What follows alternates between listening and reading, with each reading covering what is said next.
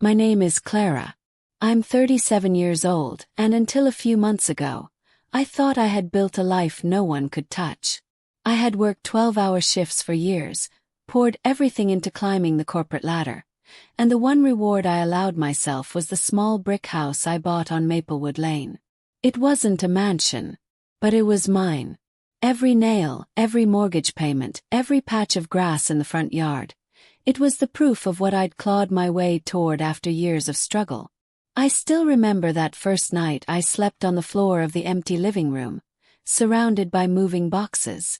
I laid my head on a rolled-up sweater, stared at the bare ceiling, and thought, this is mine. Finally, something is mine. But that feeling, that fragile sense of security, was ripped out from under me the day I came home from my work vacation. The day I came back from my work trip was supposed to feel like relief. After weeks of 12-hour shifts, airport layovers, and nights in sterile hotel rooms, all I wanted was the comfort of home. My home. I still remember the weight of my suitcase rolling behind me, the late afternoon sun spilling across the street as I turned the corner onto my block.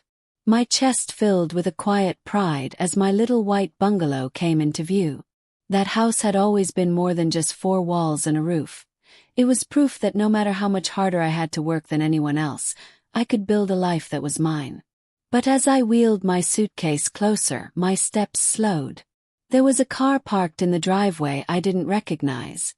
A shiny silver sedan.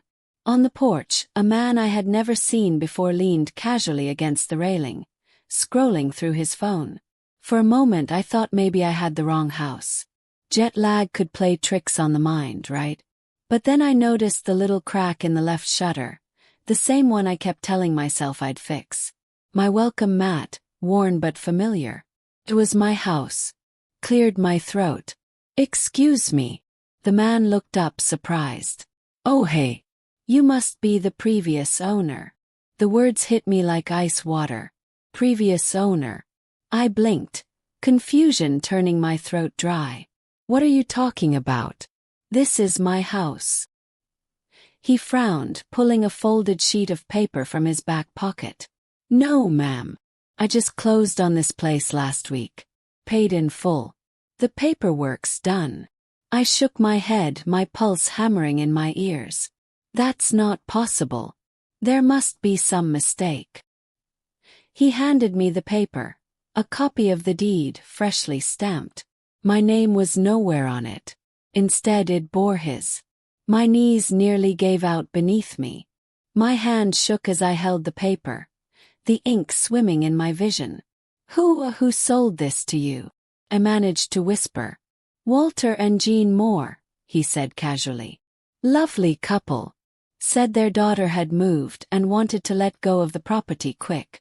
I got a great deal. My parents had done this.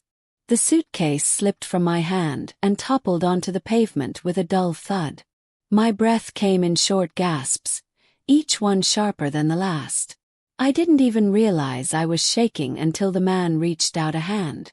You okay? He asked, brows furrowed. But I wasn't okay. I was drowning. My parents, the people who raised me, who taught me to value honesty, who watched me pour my blood and sweat into this home, had sold it. Behind my back. I stumbled to the porch, fumbling for the spare key under the flower pot, desperate to prove this was all a mistake. But when I tried the door, the key didn't fit. The locks had been changed. I pressed my forehead against the wood, my chest heaving. The familiar smell of lavender from the garden drifted in the breeze, mocking me with its normalcy. This was my sanctuary, my safe place. And now it was gone. That night, I drove to my parents' house. I barely remember the trip there, only the pounding in my chest and the bile rising in my throat. When I stormed through the front door, they were sitting at the kitchen table with Hannah, sipping coffee as if nothing in the world was wrong. Clara! My mother looked up, startled. You're back early. I slammed the folded deed onto the table. What is this? For a moment, silence. My father cleared his throat, avoiding my eyes. Hannah shifted uncomfortably. And then my mother sighed, as if I were the unreasonable one. "Clara, please don't make a scene. We did what needed to be done." "What needed to be done?" My voice cracked, trembling with fury. "You sold my house. Without telling me. Without asking me. That was mine." "It was for your sister," my father said firmly. "Hannah's wedding is important. Family comes first." Family. The word stabbed deeper than any knife. I turned to Hannah, hoping, praying she would speak up, that she would say she had no idea, that she hadn't agreed to this madness. But she just stared down at her coffee cup, cheeks flushed pink. "It's not fair," I whispered, my voice breaking. "I worked for years. I saved every penny. And you took it like it was nothing." My mother reached for my hand, but I jerked away. "You'll understand someday, Clara. When you have children of your own, you'll see sacrifices have to be made." Sacrifices. The word echoed in my skull. My sacrifice. My life, my security, my future. Taken, signed away, and handed over as if it were a wedding gift. I couldn't breathe. I couldn't sit in that kitchen another second. So I left. I drove until the road blurred into darkness, until the tears streaming down my face had dried into salt on my cheeks. By the time I pulled into a dimly lit motel on the outskirts of town, my body felt like it wasn't even mine anymore.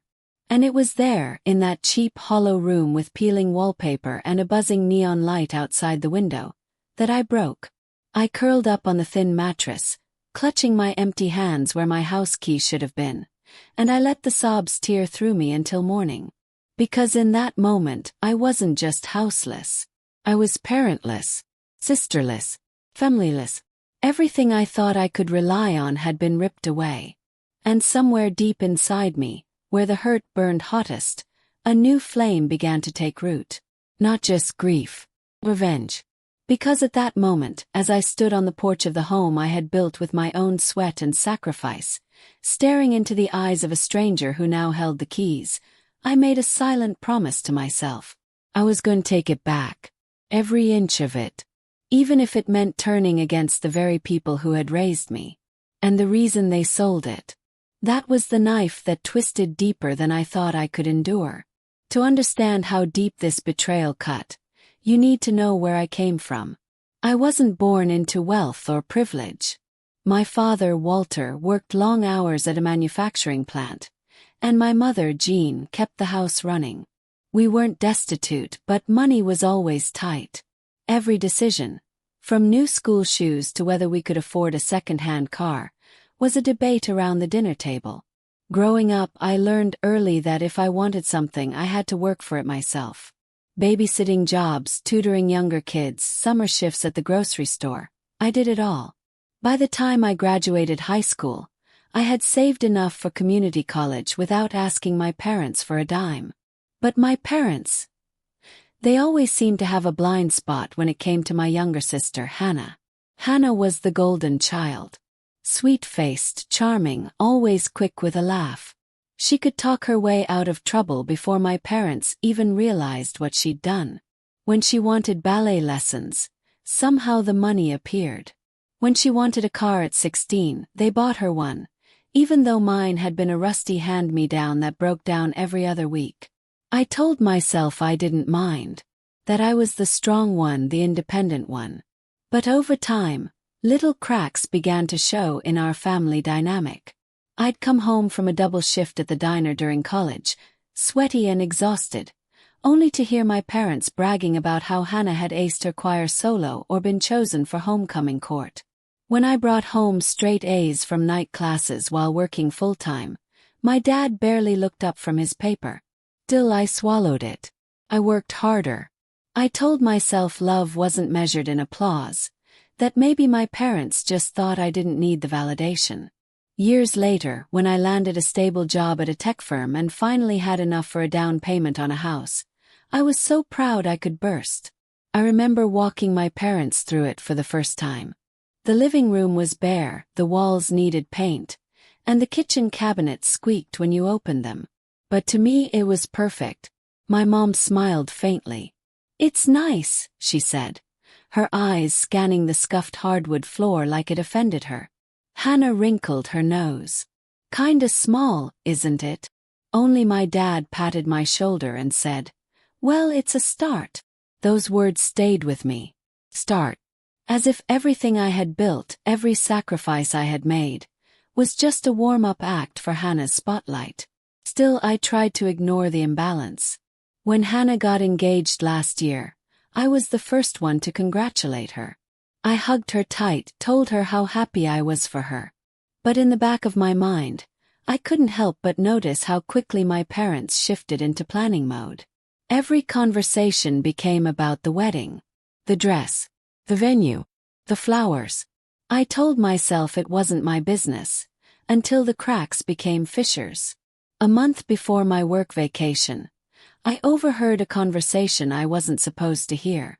I had stopped by my parents' house to drop off some documents. As I walked up the driveway, the kitchen window was open, and I heard my mother's voice. We'll never afford the wedding Hannah wants unless we find a way to come up with more money. My father sighed. I know. Clara has the house, but... I froze, my hand tightening on the folder I was carrying.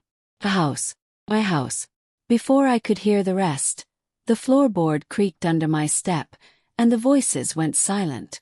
I told myself they couldn't possibly mean what it sounded like.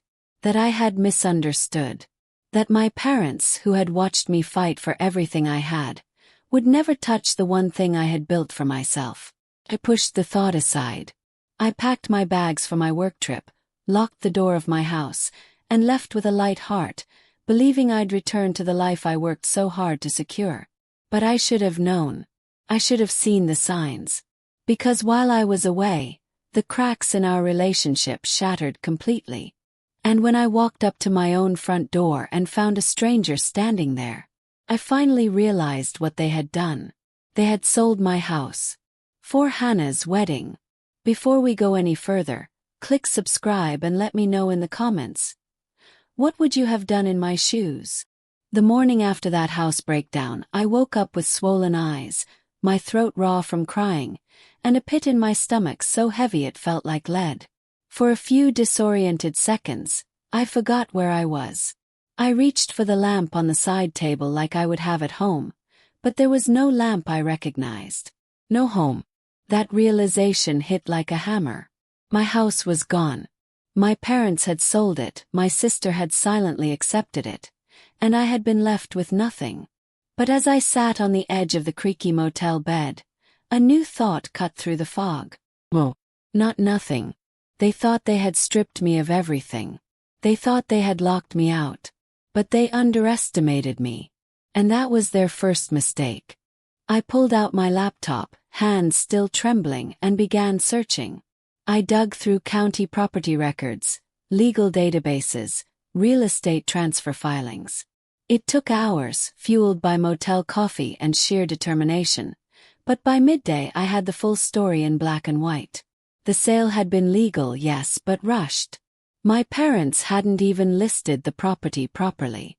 They'd sold it to a private buyer in a fast close, slashing the price for speed. My house had been worth nearly twice what they sold it for. And every cent had gone into Hannah's wedding account. I could almost see them, sitting around that kitchen table, congratulating themselves. Clara will understand. She'll forgive us someday. She always does. But not this time. I drove back into town and parked outside a quiet cafe. From there, I began calling everyone I knew. A lawyer friend from work, a former co-worker who had gone into real estate, even an old college acquaintance who was now a loan officer. I asked questions.